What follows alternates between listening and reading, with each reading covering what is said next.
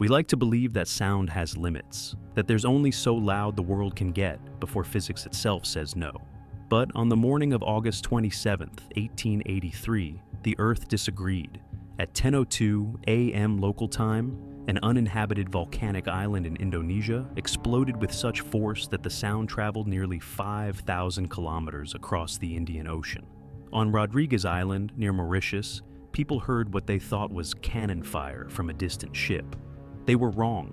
The ship would have had to be sailing 3,000 miles offshore. That sound wasn't cannon fire, it was a mountain dying, and it remains the loudest noise ever recorded in human history. But here's where it gets unsettling. The sound wasn't even the deadliest part. Krakatoa's eruption unleashed something far worse than noise.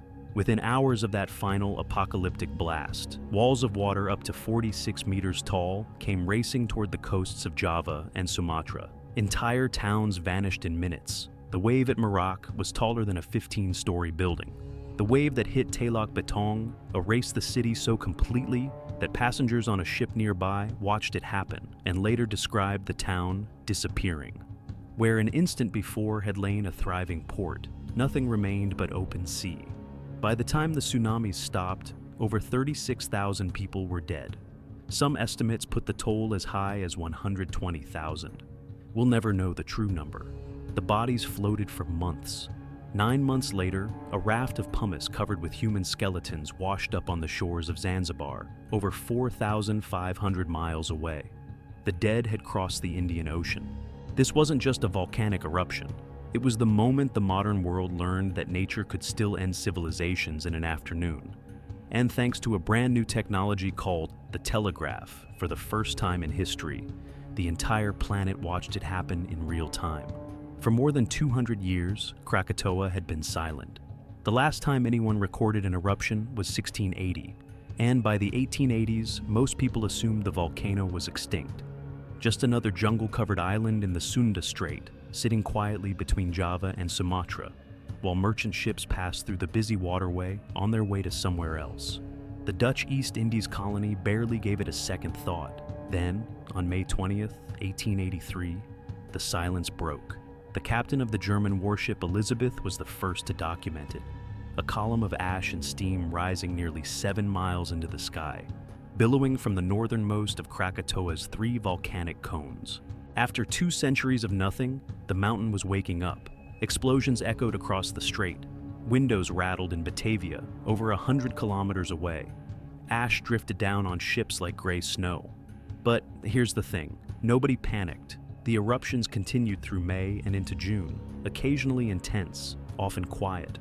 Commercial vessels passing through the strait reported churning black clouds, glowing ash, chunks of pumice floating in the water. Scientists launched expeditions to study the spectacle. And the locals? They treated the whole thing like entertainment.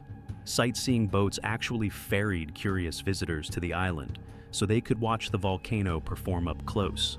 A near-festive atmosphere took hold in the coastal towns. Krakatoa had become a tourist attraction. It's easy to judge them now. We know how this ends. But put yourself in their position. The volcano had been dormant for generations. The eruptions, while dramatic, hadn't killed anyone. The ash fell, the rumbling faded, life went on. By August, the occasional explosions had become background noise. Just another summer in the tropics, punctuated by distant thunder from an island nobody lived on anyway. The Dutch colonial authorities weren't concerned, neither were the scientists. The general assumption was that Krakatoa was venting pressure, releasing steam, doing whatever volcanoes do when they're not actually dangerous. There was no evacuation order, no warning system, no reason to believe that the worst was yet to come, except the worst was building every single day. What nobody understood at the time was that debris from the early eruptions had clogged the neck of Perabowatan, the most active cone. The venting that everyone assumed was releasing pressure, it was actually trapping it. Deep beneath the island, the magma chamber was filling, superheating, compressing into something far more volatile than anyone imagined. Krakatoa wasn't calming down, it was loading a gun. By late August, the signs were impossible to ignore. The eruptions grew more frequent, the explosions grew louder, the sea itself seemed restless, waves lapping higher against the Javan and Sumatran coasts. for no apparent reason. On August 25th, the rumbling became continuous. The show was over. The real eruption was about to begin. August 26th, 1883, 1 o'clock in the afternoon, the eruption entered its final phase. A black column of ash punched through the atmosphere, climbing 17 miles into the sky. By 2 o'clock, the cloud was so massive it blocked out the sun across the strait. By 5, the explosions were audible across the entire island of Java. People who had spent months ignoring the distant rumbles suddenly couldn't ignore anything. The sound was everywhere. Every 10 minutes, another detonation. Every hour, louder than the last. As evening fell, the sea began to misbehave. Waves a meter high started battering the coasts of Java and Sumatra, rolling in without warning, pulling back, rolling in again. Ships anchored near the volcano reported hot pumice raining onto their decks, chunks the size of fists glowing faintly in the darkness. The air smelled of sulfur. The sky had turned an unnatural shade of gray that refused to lift, even as night settled in. Nobody slept that night. The explosions continued without pause, each one rattling windows, shaking walls, reminding everyone within 100 miles that something terrible was building just over the horizon. Then came August 27th. At 5:30 in the morning, Perbo Watan exploded. The blast sent a tsunami racing toward the Sumatran coast, swallowing villages before most people had finished waking up. At 6:44, Dainan followed, the second cone detonating with enough force to propagate waves both east and west simultaneously. Coastal towns that had survived the first wave now braced for a second.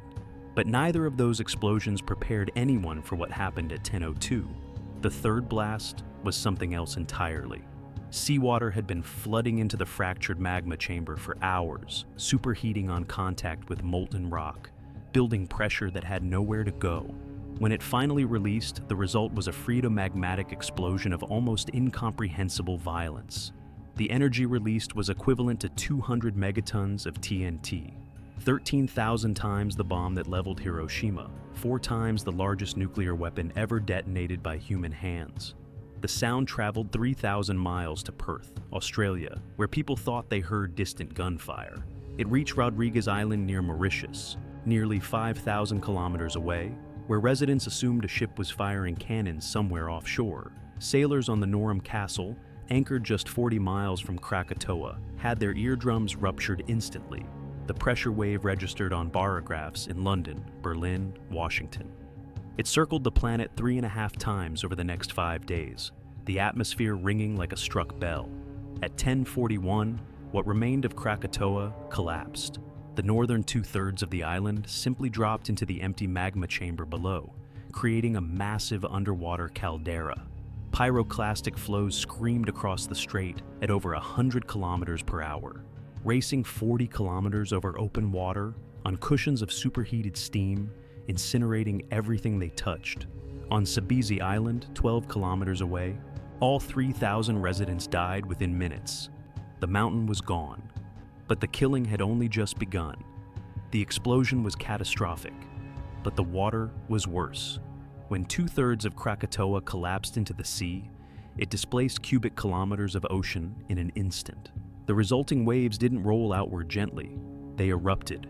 Walls of water taller than anything the region had ever seen came racing toward the coasts of Java and Sumatra at speeds approaching 60 miles per hour. The people living in those coastal towns had no warning systems, no sirens, no evacuation plans. Most of them had no idea what was coming until they saw it.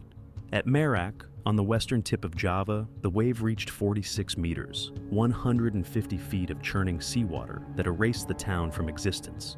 Buildings, trees, livestock, people, gone in seconds. At Anger, a bustling port town and the region's main telegraph hub, a 10-meter wave struck around 9 in the morning. A few residents survived because they had fled to higher ground after an earlier, smaller wave. The rest never had a chance. The town's newly appointed telegraph master lived only because he ran. His neighbors who stayed behind were never seen again.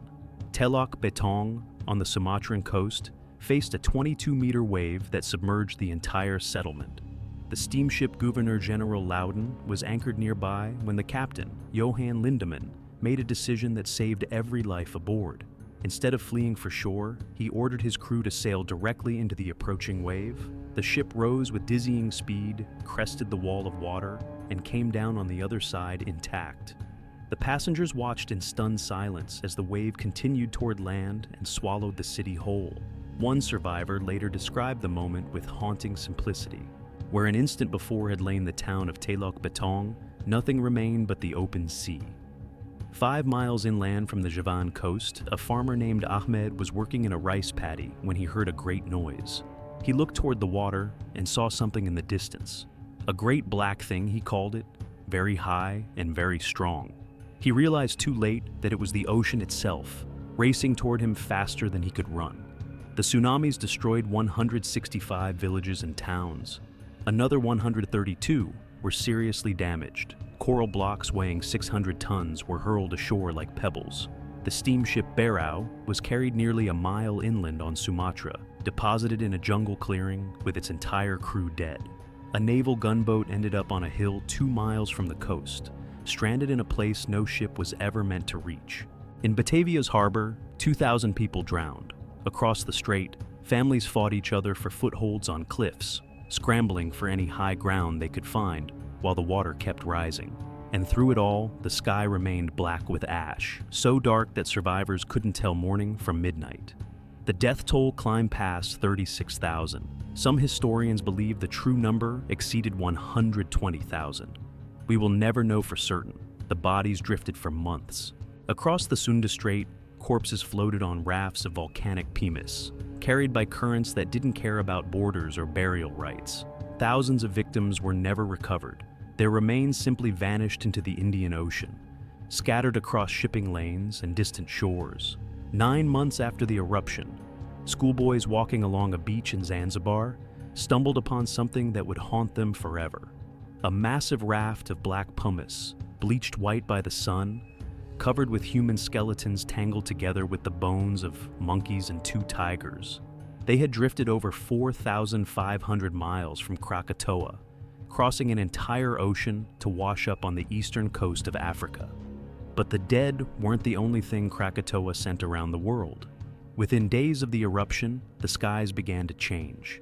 Ash and sulfur dioxide had been blasted 50 miles into the stratosphere, forming a veil that slowly spread across the planet. Sunsets turned blood red. Twilights glowed purple and green. In New York, the evening sky burned such an alarming shade of crimson that fire engines were dispatched to extinguish what people assumed was a massive blaze on the horizon. There was no fire, just the atmosphere itself, transformed by particles from a volcano most Americans had never heard of.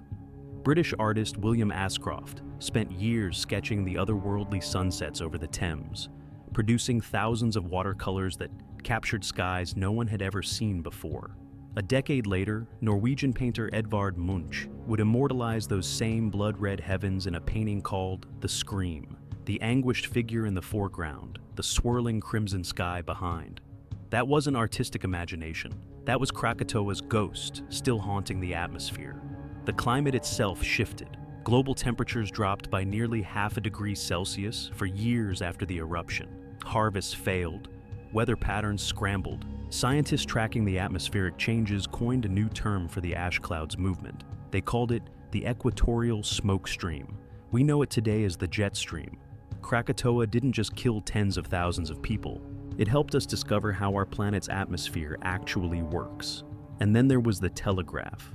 For the first time in human history, a disaster of this magnitude was reported globally in real time. Undersea cables carried news from Batavia to Singapore to London within hours.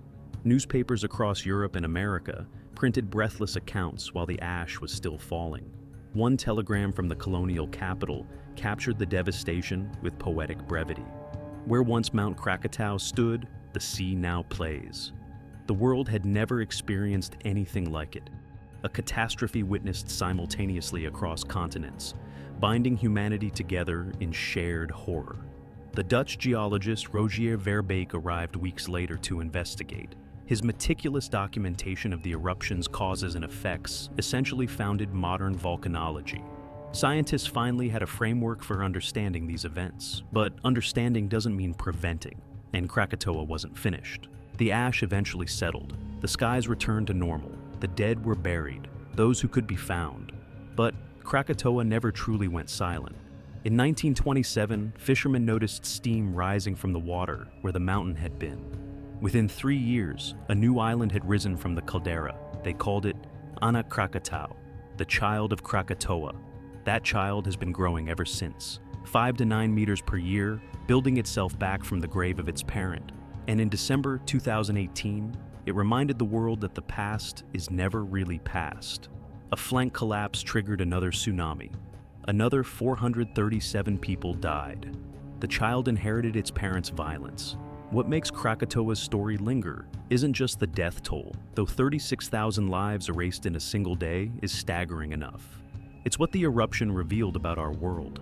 That sound can travel farther than we ever imagined, that a single volcanic island can cool the entire planet for years, that the dead can drift across oceans, arriving on shores they never knew existed, and that in 1883, for the first time in history, humanity could watch a catastrophe unfold in real time, connected by telegraph wires that turned a distant disaster into a shared global trauma.